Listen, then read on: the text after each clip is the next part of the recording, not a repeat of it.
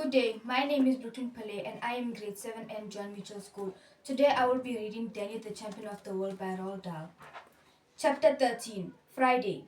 When my father woke me up at 6 o'clock next morning, I knew at once that this was the day of days. It was the day I longed for and the day I dreaded. It was also the day of butterflies in the stomach.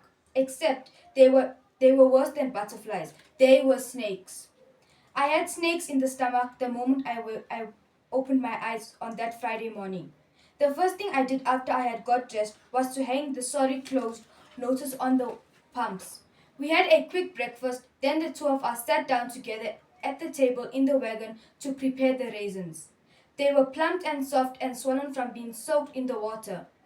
When you nicked them with a razor blade, the skin sprang open and the jelly stuff inside squeezed out as easily as you could wish. I slit the raisins while my father opened the capsules.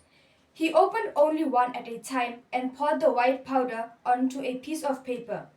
Then he divided it into four tiny piles with the blade of a knife. Each pile was carefully scooped up and put into a single raisin. A needle and black cotton finished the job. The sewing up was the hardest part, and my father did most of that. It took about 2 minutes to do one raisin from start to finish. I enjoyed it. It was fun. Your mother was wonderful at sewing things, my father said. She'd had these done in no time. I didn't say anything. I never knew quite what to say when he talked about my mother. Did you know she used to make all my clothes herself, Danny? Everything I wore. Even socks and sweaters, I asked. Yes, he said, but those were knitted. And so quickly.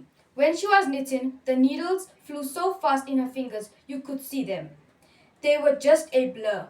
I would sit in here, even watching her, and she used to talk about the children she was going to have. I shall have 3 children, she used to say. A boy for you, a girl for me, and one just for good measure. There was a short silence after that. Then I said, when Mum was here, Dad, did you go out very often at night, or was it only now and then? You mean poaching? Yes. Often, he said. At least twice a week. Didn't she mind?